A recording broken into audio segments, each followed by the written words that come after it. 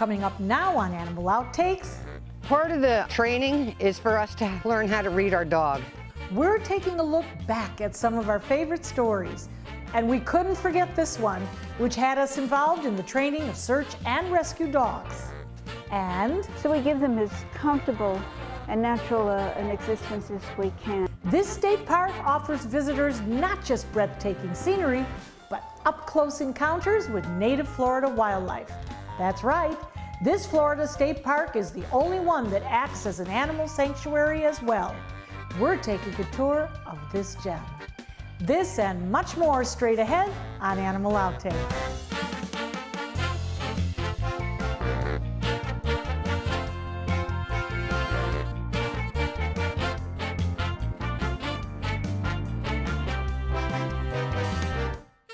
There is no doubt in my mind that dogs are some of the most intelligent animals. Their ability and willingness to learn is incredible. We recently were able to get a special glimpse into the training of some extraordinary canines who are doing some exceptional things.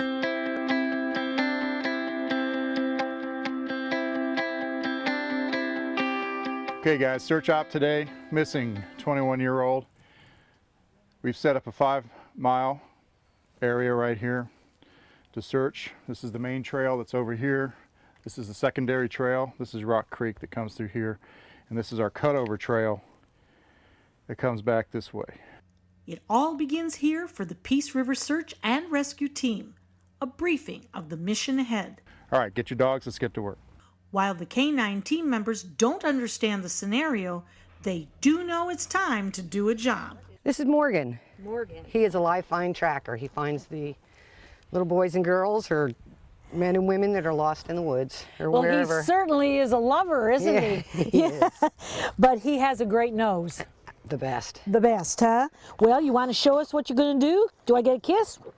Okay, go do your stuff. Okay. Today, Morgan's mission is to go on a mock rescue, Scent. Scent. Hunt. trying to locate Curtis, who is hiding off the trail and somewhere in this dense Florida brush. He got a scent of what Curtis smells like. So now he's following Curtis's scent. That's all it takes. A quick smell of Curtis's hat, and Morgan is off. The lead is tight, and that's how he lets his handler Mary know he's on to something. Mike, this is a most fascinating group thanks. that you have really started. Yep. And tell us a little bit about it. These are all volunteers. Yep, they're all come here because they want to do something for their community and they want to volunteer to give back. That's how I did it because I had a lot of experience and I was looking for a way to give back to my community, and so this is how I came up with Peace River. And it doesn't take Morgan long. Winding through the bushes and palms, in no time, Morgan has found what he was searching for. Yes, good boy. Good boy, buddy. That's a boy. Good job. Good job. Yeah, good boy. Good boy. And that's what he does. That's what they do. So he just tracked him all the way through the woods, and then he sat, which tells me that's the boy that was missing. Base, this is K962, code 5. What kind of hours are these volunteers putting in? Well, last year was a banner year for us. We had 74 deployments in a year, which is unheard of for a Florida SAR team. And it was just because a lot of it's pushed by the drug culture right now. Drugs is awful with the meth and everything. A lot of people go missing because they're on drugs, and a lot of rage killings and things like that. So all of a sudden we just found ourselves going out a lot. And in an average week, the team would be out 2-3 times during the week. And then even on the weekends, the cadaver dogs could be running 5 and 6 times a week. So, Do they ever get tired? well, the dogs don't, but I did. I can tell you that. One dog that doesn't seem to quit, Mike's dog, Nixie. She's one of the oldest dogs on the team, and a dog that doesn't know the term give up. She's got 2 live finds and a bunch of cadaver finds, and she just refuses to retire. Ready to go. Yeah, I keep trying to retire her, but she won't. In a rescue for her, being live find, she has to find the person, and then she will come back and get me, jump on me, tell me that she found him and then take me back to the person. And we have to do that in Florida because we have tall grass, and we have palmettos, and we have swamps, and it's very hard to see the dog where they're at. So if the dog just went there and sat with them, we would never know where they were. So the dog has to do the other mission. Good girl. Oh yeah, she's in odor already, I can tell. Okay, you ready to get to work? You ready to go find? You gonna search? You gonna go search? So she's just gonna find any human being in this area. She's gonna find them and come back and tell me. So it's not specific to an odor. Tracking can be two different ways. We can do tracking scent specific, meaning if we have a scent article from the person, or we can do what we call a hot track, which is a human odor track, where they'll take the freshest track that they can get that's human, and they'll track that. We hope that's the person we're looking for, but we don't know. So that's, most law enforcement dogs are hot trackers. Most search and rescue dogs are scent specific trackers. So that's kind of how it's done. In this particular instance, doing area search, we use area search as a clearing mechanism. So we break these areas into sectors, and we're going to clear it and make sure there's nothing here and no one here. That helps us when we don't know a specific place where the person went into the woods, so we just start clearing through. We also use it for fire when they're going to do pre-burning in certain areas, and they want to make sure there's no campers, hikers in the area. They'll send the dogs in, and we'll make sure we clear everybody out, say, look, they're going to light this on fire, you need to go, and get them out of there. So there's basically the functions that we use them for, and in this behavior. Sit. You want to get to work? Are you ready to go back to work? All right, I guess so. All right, you ready? Search. And off we go. While Nixie might be working off leash, Mike is always close by, and the other team members are keeping track of their location.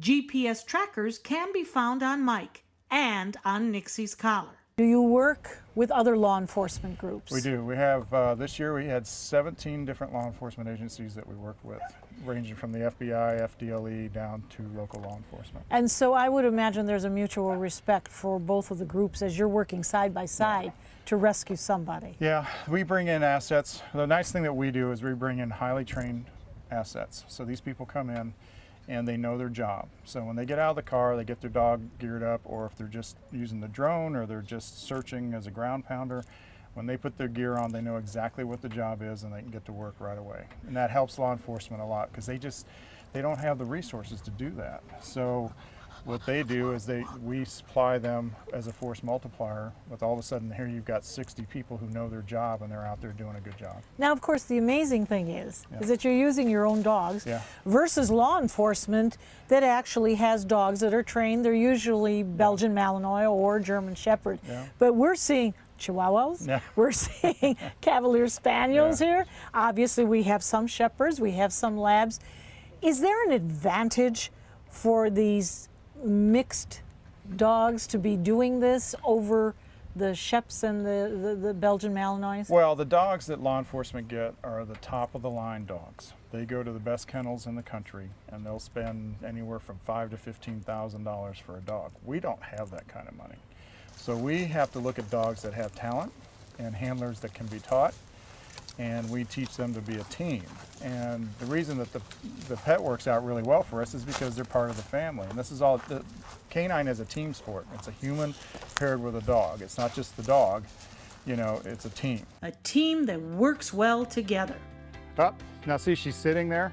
They get the job done, finding the mock missing person who we couldn't even see over the tall palmettos. Good girl. How are you? Good girl. Oh, that's a good girl. Oh, that's so good. I didn't even know you were here. How are you? Let me check you out. How are you doing? All right. It's hurting me. Your leg's hurting you. That's because there's a dog sitting on you. That's why. That's a good girl. We've all known a dog's sense of smell is remarkable and much different than ours. A lot more powerful. How powerful? If we were to take a dog's sense of smell and compare it to our vision, if we can see about 1/3 of a mile away, a dog can see more than 3,000 miles away. And that, of course, is on the lower scale of what their sniffers can do. Stay with us. More Animal Outtakes is straight ahead. You can be sure your furry friend continues to be loved and cared for in the best possible way, even when you can no longer be there for them. Dante's Den provides a permanent, loving home for dogs whose owners have set up a lifetime care program for their beloved companion. We honor the trust placed in us by providing loving care, spacious dens, healthy meals, on-site veterinary care, and plenty of room to run and play. For more information, go to dantesden.org or call 844-DANTES-DEN. Dante's Den, continuing the love.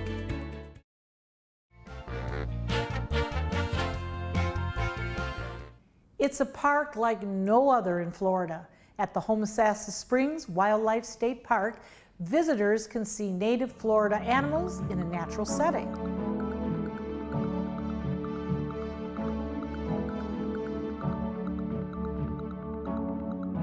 A spring is a natural opening in the ground that allows water to flow up from the aquifer below. At Homosassa Springs, the water is crystal clear and the temperature is consistent, 72 degrees year-round. And it's the water that attracts visitors and animals. This area of Homosassa Springs has been a tourist attraction since the early 1900s. Now the water here, Susan, crystal clear, as clean and brilliant. Yes. This is part of the springs, is it not? It certainly is. It's just the flow of the water keeps it nice and fresh and clear. The springs attracts all kinds of fish, manatees. The water is warm coming out of the spring and clean, and they come in to enjoy that, especially during the cold weather. We'll get like 100 or so manatees in here on a cold morning. Birds come in. It's like a centerpiece of So the the place. springs were here first, They were, and then came the animals. and even back when the Native Americans were here, they lived around the spring, and they fished, and it supplied what they needed. And later, as the settlers moved in, they also appreciated the spring, and they had a walkway. They could get off the train and walk down and see the spring and marvel at it. So. What a marvelous place. It is. It is. Everybody should come. Now, this park dates back to how far? The earliest attraction that was here was in the 1940s, and it was smaller, and then several different private owners had it. And we should say that Ivan Tours was an animal trainer, Yes. and he worked between LA, Hollywood, and Florida. Yes. And he actually homed the animals here. They were snowbirds, weren't That's they? right. And he had an arrangement with Bruce Norris, who owned the attraction then, to house the animals here during the winter months or when they weren't being used in the movies or on TV and so forth. Eventually, the state of Florida purchased the land, and it became Homosassa Springs Wildlife State Park. We are here in this wonderful gem of a park, the Homosassa Springs State Wildlife Park. Right. It takes your breath away, It does. and it's a one of a kind. Tell us about what you do here that is so different than some of the other state parks that we have in the state of Florida. Okay, we are the only state park, and there's like over 171, I think it's 174 now, state parks in Florida. We're the only one that has captive wildlife here. It's all native Florida wildlife, and it's not, none of the animals that you see here could survive in the wild. So we're sort of considered an assisted living facility for wildlife. You're a sanctuary. Yes, a sanctuary. I love that word. And they serve as ambassadors for their species. We try to give them the most natural conditions, habitats, food. We do animal enrichment with them to encourage their native natural behaviors and so forth, and to give them something to look forward to. Most of the animal exhibits are situated along the springs, giving these residents an environment that closely mimics what they would have in the wild. Oh, look at that. She's just showing off for you. Yeah. It's the Florida manatees that is one of the biggest attractions here. These girls live around the main spring year-round. And with the underwater viewing area, visitors can see these big ladies up close without getting wet. So Susan, we've got a pal here that's looking at us and peeking at us and just about as curious as we are with him. Is this a girl? Is this a boy? And how much does this creature weigh? These are all girls that live here with us that are resident manatees because they don't want to encourage breeding of manatees in facilities. This one, and I can't see her mark, but it's one of our larger manatees, and probably 2,000 to 3,000 pounds. We are truly in a fishbowl. We are. But you know, the manatees are just so fascinating and they're mystical and we love them. They look like such lovable creatures. Yeah. Why are we so enthralled with manatees? They're such gentle creatures and they're vegetarians, and so they're not at all aggressive in any way.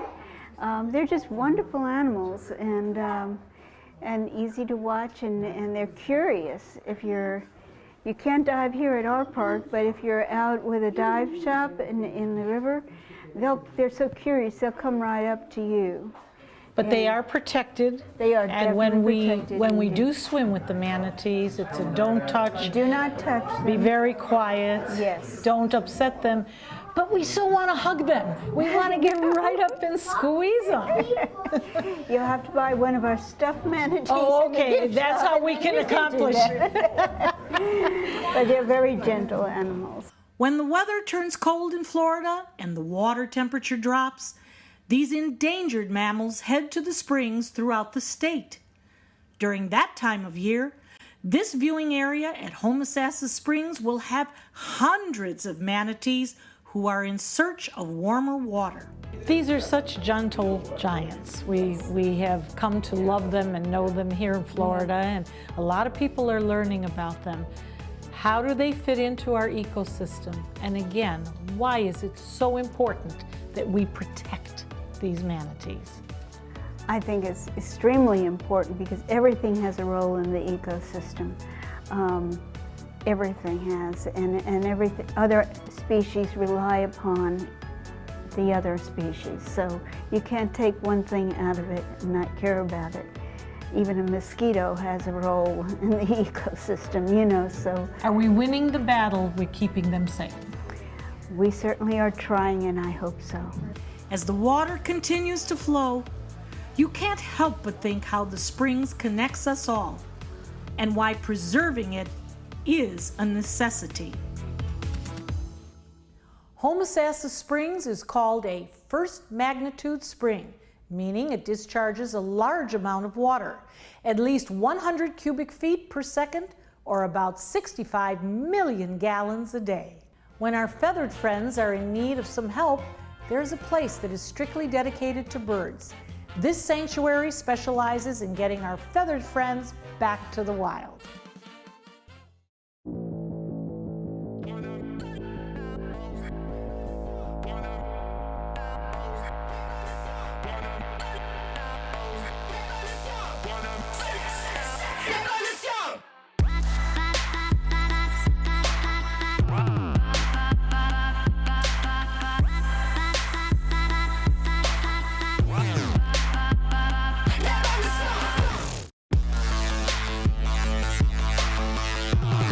There are lots of people who are confused about which Medicare plan is right for them. Hey, that's me. I barely know where to start.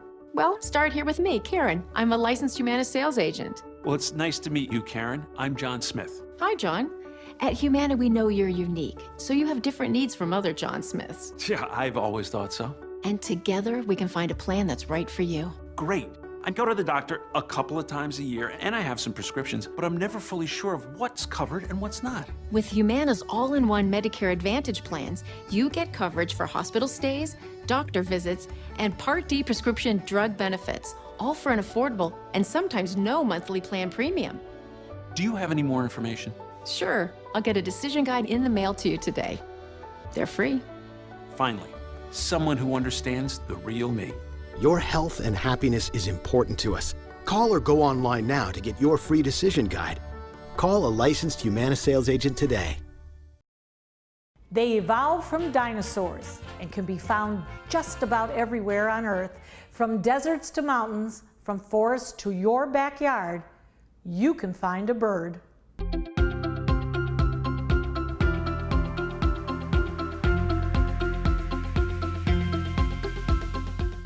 The Seaside Seabird Sanctuary is a nonprofit 501c3 organization, and our main mission is to rescue, rehabilitate, and sick, injured, and orphaned wild birds in the hopes of being able to release them back into the wild.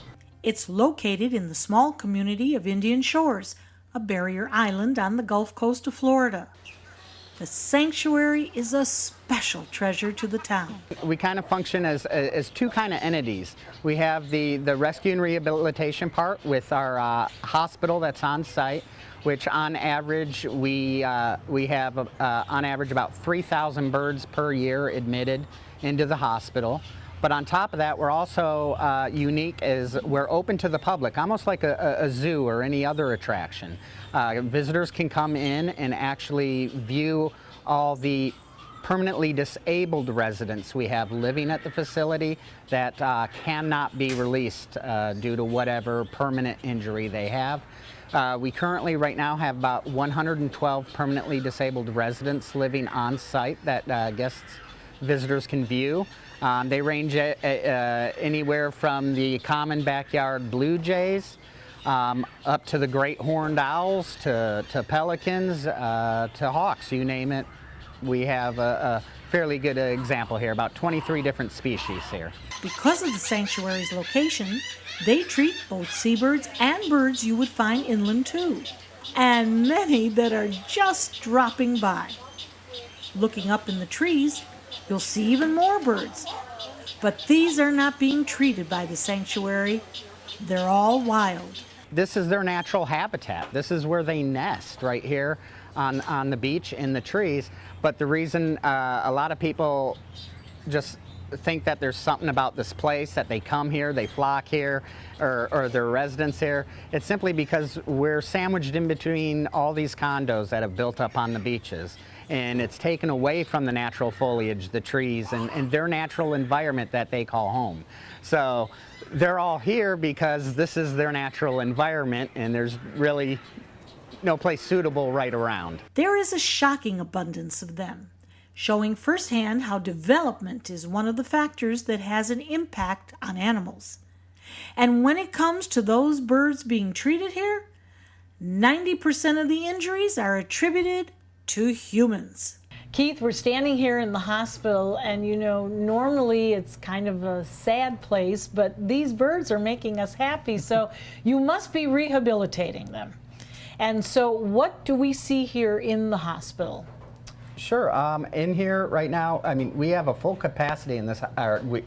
The full capacity here in this hospital is several hundred birds we could treat inside here. We have cages that we have about 121 cages just inside this hospital alone. Depending on the season, it would be very crowded in here. Right now, we're not quite into to busy season. I have somebody peeking out over here, and we've got somebody taking their morning nap over here. And this guy over here, isn't he adorable? Yes, he's going to show off. He's going to say, okay, here's my wings. What happened to him? This is a juvenile eastern brown pelican. So he's the pelicans that you see all over the place here. He is a younger one, and we tell that by his coloring. And this guy is in here. For example, he just came in. Somebody had brought him in, found him on one of the islands off the Intercoastal Waterway, and he was not very mobile, just kind of a little, not completely lethargic, but just not moving around like he should been.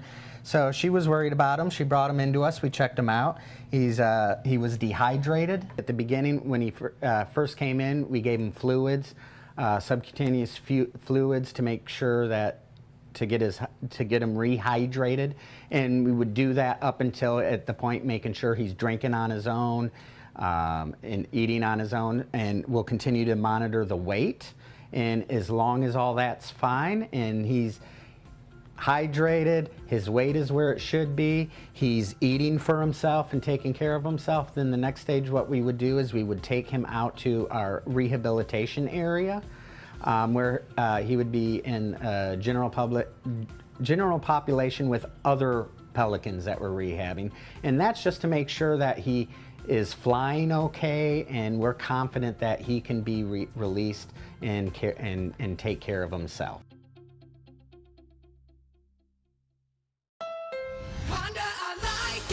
You like to pay less. That's why you made Honda Accord the best-selling mid-size car in America. Get the redesigned Accord, the North American Car of the Year, or Civic, a KBP.com Best Buy for less than the competition. Like SUVs and trucks? Get Motor Trend's SUV of the Year, CRV, the 8-passenger Pilot, or Ridgeline truck for up to $4,240 less today at your local Honda dealer. There's nothing like this trail in Alabama. It just goes from the northern part of the state to the southern part of the state.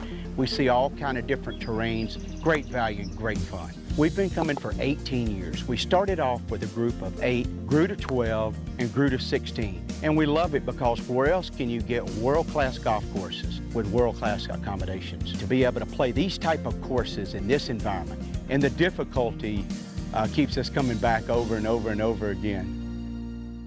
We hope you've enjoyed looking back at some of our favorite stories. Zeus and I will be back here again next week with even more animals and some wild adventures. Until then, thanks for watching.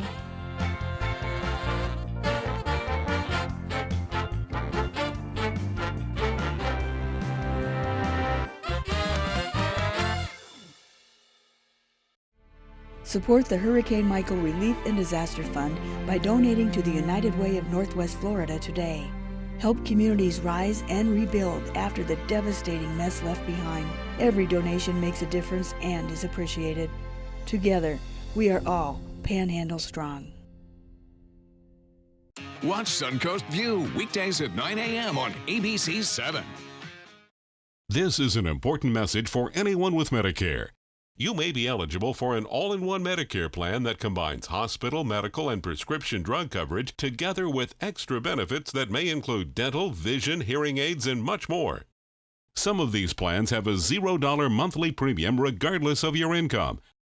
That's right. For one low plan premium, or in some cases a $0 premium, you may be able to get coverage for your hospital visits, doctor appointments, prescription drugs, routine dental care, eyeglasses and contact lenses, hearing aids, and possibly more. Today may be the first time you've heard about this type of Medicare plan. The advisors at the Medicare.com helpline are licensed insurance agents who will explain more when you call. Call now to see if you qualify. Call the number on your screen now. Call now to see if you qualify for these benefits. You worked hard for your Medicare. Now is the time for your Medicare to work hard for you. Not affiliated with or acting on behalf of any government agency or program. Keep up with the Suncoast. Watch your favorite ABC 7 shows on your streaming device.